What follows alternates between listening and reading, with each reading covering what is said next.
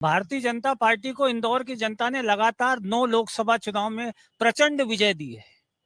और यही नहीं, MP 09 इंदौर की विगत विधानसभा चुनाव में सभी 9 विधानसभा सीटों पर भाजपा की बड़ी विजय हुई है। भारतीय जनता पार्टी की विजय प्रचंड बहुमत से तय थी, पर अक्षय बम कांग्रेस की नीतियों से क्षुब्ध होकर अगर भारतीय जनता पार्टी के समर्थन में खड़े हो रहे हैं, वो उनका निजी निर्णय है। लोकतंत्र में हम अपने दल की संख्या बढ़ाने में सदैव विश्वास रखते हैं। राजनीति में निजी निर्णय आप ये कह रहे हैं, जो एक प्रत्याशी है वो विड्रॉ कर ले रहा है, वो आप प्रत्याशी जिस व्यक्ति है, आई एम वेरी सॉरी, प्रत्याशी एक व्यक्ति है, उस व्यक्ति का निर्णय है। मैं प्रश्न करता हूं कि कांग्रेस का डमी कैंडिडेट कहां है? मोती सिंह जी कहां है? कांग्रेस ने अपना डमी कैंडिडेट क्यों खड़ा नहीं किया? प्रश्न तो यह है। दूसरी एक बहुत महत्वपूर्ण विषय है, देवेंद्र सिंह यादव जब हम कॉलेज में पढ़ते थे, जब मैं वहां पे कल्चरल सेक्रेटरी रहा एक दौर में, जब मेरिट बेस पे होता था, देवेंद्र जी तब से राजनीति कर रहे हैं। देवेंद्र सिंह यादव को टिकट कांग्रेस क्यों नहीं देती? खुद देवेंद्र सिंह यादव जी ये बोल चुके हैं कि मैं निष्ठावान हूं, मुझे टिकट देना था। ये कांग्रेस की कमजोरी है। भारतीय जनता पार्टी तो निश्चित ही जीत रही है। देखिए, ये बहुत ही महत्वपूर्ण सवाल है, ये देश के भी सवाल है। आप सभी से गुजारिश है कि एक एक करके सबके पास आएंगे, ओवरलैप मत कीजिएगा। देवेंद्र जी सीधे आप ही के लिए कह रहे हैं कि आपको टिकट दे देना चाहिए था। अक्षय कांति को टिकट देना ही क्या कांग्रेस के लिए सबसे बड़ी गलती हो गई? जीतू पटवारी चूक कर गए क्या अपना कैंडिडेट चुनने में? इंदौर की बात नहीं कर रहा हूं, ये बात सही है कि जमीनी और संघर्षशील कार्यकर्ता को टिकट देना था। ठीक है, वो गलतियां हो चुकी हैं और अक्षय बम पर पार्टी ने विश्वास किया था, उसने जो है पार्टी के साथ विश्वासघात किया।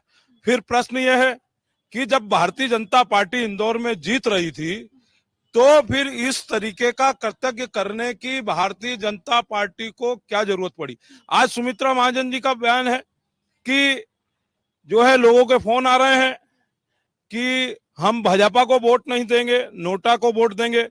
ये सुमित्रा महाजन ने अपनी बात कह दी है जनता से, और जनता को इशारा कर दिया है सुमित्रा महाजन जी ने कि आप जो कृतज्ञ हुआ है आप नोटा में वोट दें। ये उनकी भावना है। उन्होंने हमसे भी एक्सक्लूसिव बातचीत की है, अपनी जीत का दावा उन्होंने किया है, बल्कि कांग्रेस पे सवाल उठाया है। लेकिन ये तो सवाल है ना, सुनिए मेरी बात सुनिए, अगर आप इतनी अच्छी स्थिति में, आप बहुत अच्छी स्थिति में, आप 1989 से जीतते हुए आ रहे हैं, तो फिर ठीक चुनाव से पहले आपको ये करने की क्या जरूरत थी? श्री देवेंद्र सिंह यादव जी का वीडियो वायरल हुआ जिसमें वो कह रहे हैं कि कांग्रेस ने पैसे वालों को टिकट बेच दिया है।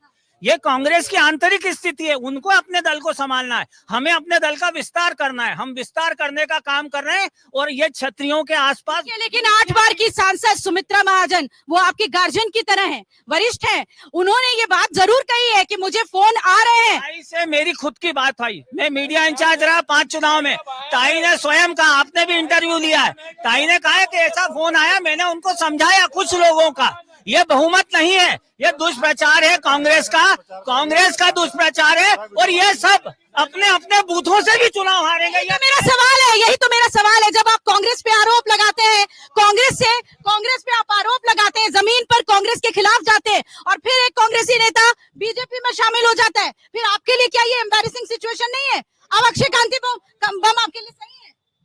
जी देखिए, कोई आगे से आके अगर मृत्यु को स्वीकार करे कि मुझे तो यही पसंद है, तो किसी व्यक्ति को रोका नहीं जा सकता। जैसे आलोक जी ने कहा कि वो उनकी व्यक्तिगत एक, वो व्यक्ति चुनाव तक भी नहीं रुक सकता था। नहीं, कुछ मजबूरियां रही होगी, उनके स्टेटमेंट तुरंत दूसरे तीसरे दिन बाद आने लगे, मुझे इतने पैसों की डिमांड, मुझे कितना आदमी कितना सहन कर सकता है?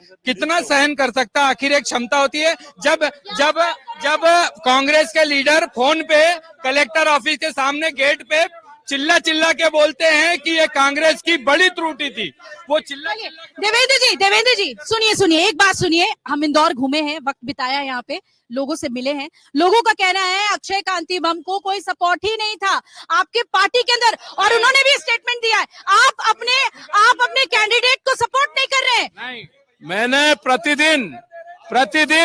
प्रतिदिन सुबह 6 बजे से लेके दिन के 12 बजे तक और शाम को 4 बजे से लेके मुझे मेरे जनसंपर्क कैंसिल हो रहे हैं, मुझे सचिन पायलट की सभा नहीं मिल रही। सब हुआ, सारी चीजें हुई।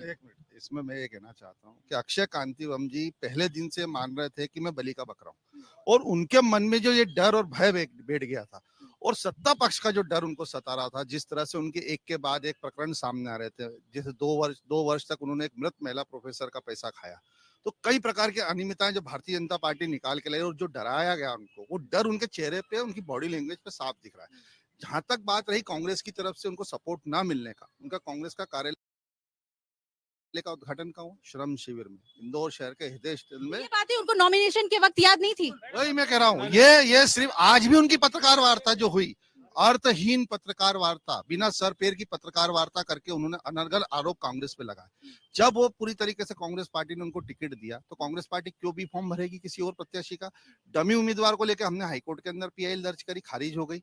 तो हमने तो हर तरह से लड़ाई लड़ी कानून के दायरे में रहकर, लेकिन कानून राजनीतिक मर्यादाओं का उल्लंघन करके भारतीय जनता पार्टी ने जिस तरह से लोकतंत्र को हाईजेक करा, ये पूरा दर्शाता है कि जिस तरह चाइना में और रशिया में चुनाव होता है कि दिखाने के लिए तो लोकतंत्र है, पर जमीन पे लोकतंत्र कहीं नजर नहीं आएगा।